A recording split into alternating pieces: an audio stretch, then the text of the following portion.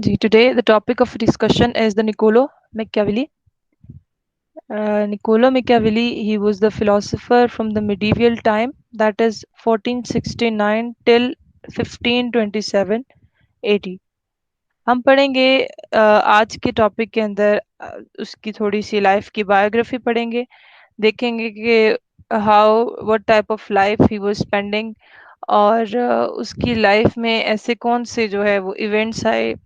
जिसने इन्फ्लुएंस किया उसकी फ़िलॉसफ़ी को, जो उसने पॉलिटिकल फ़िलॉसफ़ी जिसके बारे में वो बात करता है, उसके बारे में क्या उसके इमेज था, और उस क्यों उसकी पॉलिटिक्स के अंदर जो भी फ़िलॉसफ़ी वो बयान करता है, ह्यूमन नेचर के बारे में बात करता है, गवर्नमेंट के बारे में बात करता है, स्टेट के बारे में बात करता है, और उसकी जो फ़िलॉसफ़ी है, उसके नीचे underlying what were the motives, what were the things that influenced his philosophy.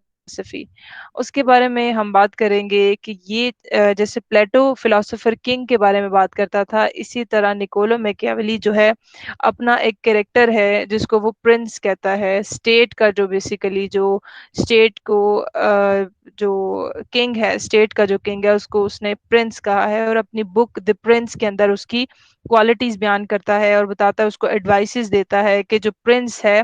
जो स्टेट को जिसने गवर्न करना है, जिसने स्टेट को चलाना है, उसके अंदर किस किस किस्म की क्वालिटीज होंगी। उसके बाद वो ह्यूमन नेचर पे अपने व्यूज देता है, उसके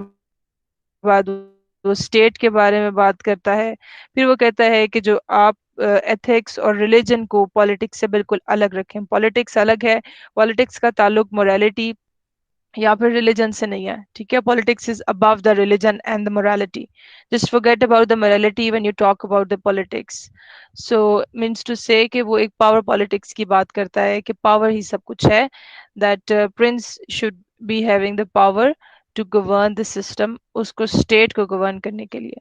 उसके बाद वो डिफरेंट गवर्नमेंट्स के बारे में बात करता है, और फिर वो बताता है कि कौन सी वाली बेस्ट सूटेड है और क्यों बेस्ट सूटेड है, उसके बारे में भी उसके आर्ग्यूमेंट्स देता है।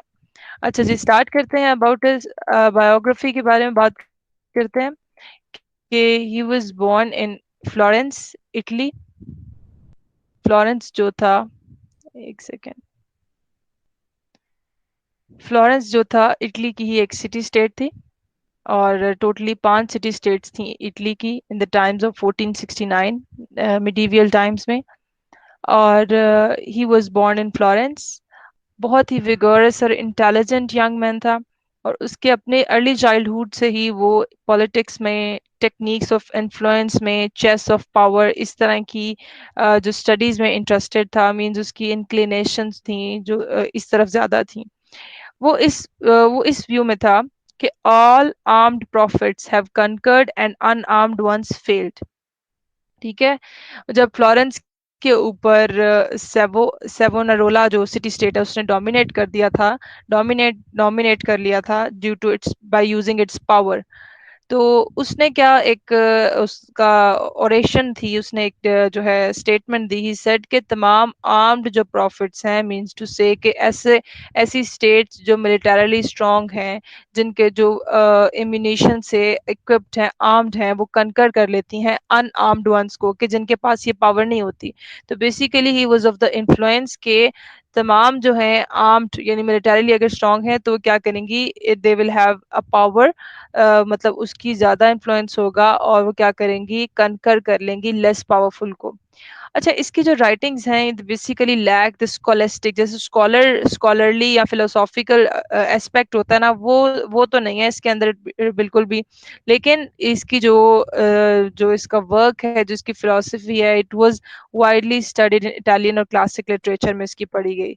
अब हम देखते हैं कि इसने जो बुक लिखी, इसका जो मेन जो बुक जिसका इसको कहते हैं ना, इसका जो शाहकार था, that was the named as the prince. उसके अंदर वो ये बुक थी, इसके अंदर क्या था कि आर्ट सिखाया गया था स्टेट क्राफ्ट के बारे में, कि स्टेट को किस तरह से प्रिजर्व करना है, किस तरह से उसकी सोवरेनिटी को प्रिजर्व करना है। स्टेट जो है वो it is all in all, state is the end, और कैसे स्टेट को चलाने के लिए एक प्रिंस के अंदर क्या क्या खूबियां होनी चाहिए। इस बुक के अंदर जो है वो क्या देता है, प्रिंस को हदायत देता है, एडवाइसेस देता है कि प्रिंस ऐसा होना चाहिए, डेस्पोटिक होना चाहिए, and all of these things, जो कि हम अगली स्लाइड्स में पढ़ेंगे, what he is advising to the prince. उसके बाद ये कहता है कि इट प्रेजेंट्स ये एक थ्योरी ऑफ इसके अंदर वो theory of preservation of state जो है प्रेजेंट करता है, कि जिसके अंदर वो बताता है कि how the states will be preserved, external और इंटरनल जो है जो फैक्टर्स हैं जो डिस्टेबलाइज करेंगी स्टेट को, उसको किस तरह से जो है बचाना है उनसे, इस थ्योरी के अंदर वो बताता है। उसके बाद मैकियावेली जो एडवाइस करता है प्रिंस को कि कैसे पावर को गेट करना है और किस तरह से उसको मेंटेन रखना है, how to get the power and how to maintain it. Support करता है ईवल ईवल मीन्स को, यानी कि अगर स्टेट के लिए प्रिंस को अगर ईवल बुराई के रस्तों पे भी जाना पड़े, वायलेंस, ट्रेचरी, कनिंगनेस, डिसेप्शन, धोखाबाजी इस तरफ भी जाना पड़े, तो प्रिंस को बिल्कुल भी गुरेज नहीं करेगा, वो उस तरफ जाएगा और अपनी पावर को अटेन करने के लिए, अपनी स्टेट को मेंटेन रखने के लिए he will use all the manners. उसमें वो मोरालिटी का कॉन्सेप्ट नहीं देखेगा, गुड और बैड को तोलने नहीं बैठेगा, और वो क्या करेगा, वो सपोर्ट करता है कि यूज ऑफ ईवल मीन्स को यूज करे, और जो है वो क्या कर सकता है, स्टेट को प्रिजर्व करने के लिए जो चाहे प्रिंस कर सकता है।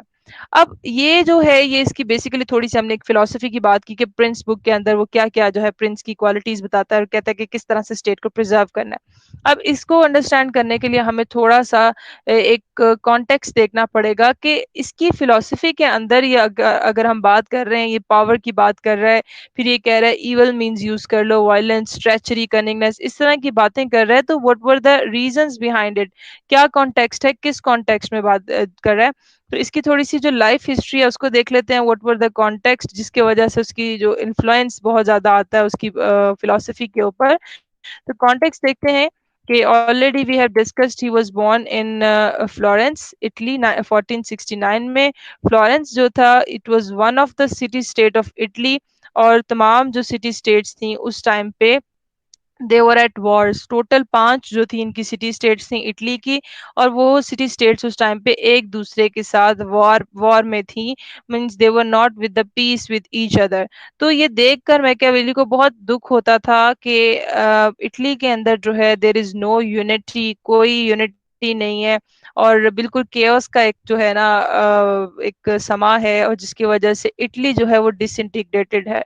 Italy is not emerging as a power, वो इसको एक पावर के तौर पे एक इमर्ज करने के लिए उसको चाहता था कि वो देखे इटली जो है वो उसको वो यूनाइटेड हो, लाइक फ्रांस और ब्रिटेन की तरह वो यूनाइटेड हो। तो ऑल द सिटी स्टेट्स जो थी they were at war with each other. और दूसरी अगर हम सिटी स्टेट्स के नाम देखें इटली के, तो नेपल्स, मिलान, वेनिस स्टेट्स ये कंट्रोल कर रहा था, इनको पॉप कंट्रोल कर रहा था। ठीक है, और उसके बाद जैसे कि बिग और दूसरे किंगडम्स भी थे, ब्रिटेन, फ्रांस, स्पेन, जर्मनी वगैरह, ये भी जो थे ये बहुत इंटरफेयर करते थे इटली की पॉलिटिक्स में। अब इसलिए इंटरफेयर करते थे कि इटली जो था बेसिकली वो उस टाइम पे वीक चल रहा था, उसमें बहुत ज्यादा।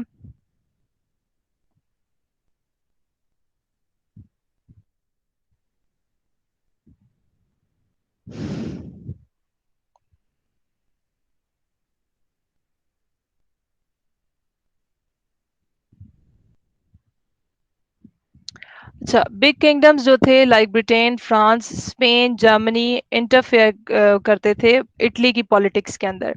अब मैकियावेली जो था he was influenced by the lack, मतलब उसको बहुत ज्यादा दुख हुआ कि इटली के अंदर केओस है, बहुत जो है ना यूनिटी की कमी है, जिसकी वजह से ये एक ताकत बन के नहीं उभर रहा जैसे कि बाकी ताकतें हैं, फ्रांस हो गया, ब्रिटेन हो गया। तो वो क्या चाहता था मैकियावेली कि इटली को क्या किया जाए, इंटीग्रेट कर दिया जाए, और ऐसी यानी कि फिलॉसफी, ऐसा कॉन्सेप्ट उसने दिया कि जिसकी बेस पे उसने कहा कि अगर हमने स्टेट को प्रिजर्व करना है तो उसके लिए क्या करो, उसके लिए एक जो है पावरफुल मींस यूज करो। अगर पावर होगी आपके पास तो आप क्या करेंगे, आपकी मोनोपोली कायम होगी, और आप जो है एक सिस्टम के अंदर आप इमर्ज होंगे, आप इवॉल्व करेंगे। ये उसकी बेसिकली उसका एक कॉन्टेक्स्ट था। उसके बाद उसकी लाइफ में आगे क्या होता है, उसमें जो है देखा गया कि फ्लोरेंस के अंदर जिस सिटी स्टेट में मैकियावेली पैदा हुआ, उसके अंदर क्या था कि 1494 तक मेडिची फैमिली ने रूल किया। ठीक है, मतलब वहां पे क्या सिस्टम था, एक मोनार्की का सिस्टम था। मेडिची फैमिली ने जो है वो रूल किया। उसके बाद क्या हुआ कि 1494 में मेडिची जो है उस ओवरथ्रोन कर दिया, उसका जो तख्त था गिरा दिया गया, एक रिपब्लिकन गवर्नमेंट ने गिरा दिया। ठीक है, और रिपब्लिकन फॉर्म ऑफ गवर्नमेंट जो थी वो स्टैब्लिश हो गई फ्लोरेंस के अंदर। अब क्या हुआ, अब जब Republican form of government establish हुई तो मैकियावेली जो था at the age of 21 enters into public life, means to say कि जब मैकियावेली जिस दौर में रिपब्लिकन गवर्नमेंट थी तो मैकियावेली जो था he was appointed as second chancellor, मतलब एक civil service type of post के ऊपर उसको अपॉइंटेड कर दिया गया। रिपब्लिकन गवर्नमेंट ने उसको अपनी गवर्नमेंट के अंदर, अपने पावर स्ट्रक्चर के अंदर उसको इन्वॉल्व किया। और उसके बाद वो he also become the member of council of 10। और बहुत से जो है ये सिविल सर्विस के उसके स्ट्रक्चर, पब्लिक लाइफ के स्ट्रक्चर में रहा। उसने एज अ डिप्लोमेट भी काम किया 14 साल तक, और ट्रैवल किया डिफरेंट किंगडम्स में, और देखा कि बहुत ही क्लोजर लुक उसने देखी कि किस तरह से पॉलिसीज बनती हैं और कैसे शेप होता है जो भी जो पॉलिटिक्स है, किस तरह से कंट्रीज की जो है स्टेट्स की शेप होती है। उसने एज अ डिप्लोमेट जब काम किया, he had an great influence, और काफी उसने नॉलेज इकट्ठा किया कि किस तरह से पावरफुल स्टेट्स जो हैं they emerge, they come into the arena, और किस तरह से वो इमर्ज करती हैं, इवॉल्व करती हैं, पावरफुल होती हैं। तो बेसिकली क्या था कि रिपब्लिकन गवर्नमेंट के अंदर उसने जो है एज अ पब्लिक सर्वेंट उसने सर्व किया। अब क्या होता है, अब जो है 1512 में, 1512 में मेडिची जो है फैमिली जो कि ओवरथ्रोन कर दी थी रिपब्लिकन गवर्नमेंट में, वो दोबारा स्पेनिश आर्मी की मदद से पावर में आ जाती है। अब आपको पता है होता क्या है कि जब नई हुकूमत आती है तो वो क्या करते हैं कि जो पिछली, जो बेसिकली गवर्नमेंट थी उसके सारा उसके जो है सफाया करते हैं, उसके जो पब्लिक ऑफिशियल्स थे उनको हटा दिया गया। This same was the thing done by the Medici family ने भी यही किया कि जो जितने भी पब्लिक सर्वेंट्स थे रिपब्लिकन गवर्नमेंट ने जो पोस्ट डिफरेंट पोस्ट पे थे उनको क्या कर दिया, फारिग कर दिया, और Machiavelli was also one of them. अब ये मैकियावेली की लाइफ का एक अपसाइड डाउन था। अब इसमें क्या हुआ कि टोटल एक चेंज आया। पहले वो काफी अपनी लाइफ के साथ मतलब सेटिस्फाइड था पब्लिक लाइफ के अंदर, वो उसने मतलब बड़े बड़े ओहदों पे भी उसने काम किया, एज अ डिप्लोमेट उसने काम किया। बट एट लास्ट क्या हुआ कि उसको जब हुकूमत खत्म हो गई तो उसकी Machiavelli was also one of them. अब मेडिची जब वो फैमिली जब पावर में दोबारा आई तो मैकियावेली रिमूव कर दिया गया अपनी पोस्ट से। और फिर क्या हुआ, 1513 में मैकियावेली को इवन अरेस्ट कर लिया गया कि मेडिची फैमिली में सिर्फ एक डाउट की बेस पे कि जो है ही वाज द कंस्पायरर, मतलब ये कंस्पायर कर रहा था हमारे खिलाफ मैकियावेली, उसको एक डाउट की फॉर्म में, डाउट की नजर उसको क्या कर लिया गया, मैकियावेली को अरेस्ट कर लिया गया, इम्प्रिजन किया गया, उसको काफी टॉर्चर किया गया। तो लेकिन ये एक महज एक शक था, और फिर उसको जो है जब ही प्रूव्ड इनोसेंट उसको रिलीज कर दिया गया, लेकिन इस कंडीशन पे कि वो दोबारा अपनी लाइफ में कभी भी पब्लिक लाइफ के अंदर, यानी कि गवर्नमेंट की जो है किसी भी पोस्ट में पार्टिसिपेट नहीं कर सकता, मतलब को वो he will not be able to participate in public life. अब ये वो एक जो था उसकी लाइफ के अंदर एक अपसाइड डाउन था कि जिसके के उसको कहें कि ना किए हुए कोई कसूर की उसको खता मिली, ना किए हुए खता की उसको जो है ना वो सजा मिली, और he was imprisoned and tortured. अब ये जो है आप देखते हैं फिर उसके बाद क्या हुआ कि उसने अपनी बाकी की जो लाइफ थी, बाकी जो लाइफ थी अपनी next life, next half life जो थी, ही spent in the ancestral village, अपने आबाई गांव में उसने जो है वो फ्लोरेंस में जो है उसने गुजारी। और जो अपने सेकेंड हाफ ऑफ 1513 में उसने द प्रिंस और द डिस्कोर्सेज ये बुक्स लिखी। और इसके इन बुक्स के अंदर डेफिनेटली उसने फिर ह्यूमन नेचर का और स्टेट का, और प्रिंस का, द प्रिंस के अंदर उसने स्टेट क्राफ्ट का जिक्र किया कि कैसे स्टेट को प्रिजर्व किया जाए, प्रिंस किस तरह का होना चाहिए, ये इसने बातें जो है वो की। अब हम देखते हैं, जब हम इसकी फिलॉसफी को पढ़ते हैं और फिर इसकी लाइफ को देखते हैं कि what what were the upside downs of his life he has faced, और जिसने उसको इन्फ्लुएंस किया। मैंने पहले भी आपको बताया था कि कोई भी पॉलिटिकल फिलोसोफर जब अपनी फिलोसफी लिखता है तो उसका डेफिनेटली वो जो सिचुएशंस प्रिवेल कर रही होती हैं उनका असर और रसूख बहुत ज्यादा होता है, और उसकी लाइफ जिन हालात से गुजरी होती है उसका भी बहुत ज्यादा उसकी फिलोसफी के अंदर जिक्र होता है। अब हम देखते हैं, ये तो हमने कॉन्टेक्स्ट पढ़ लिया उसकी फिलोसफी का।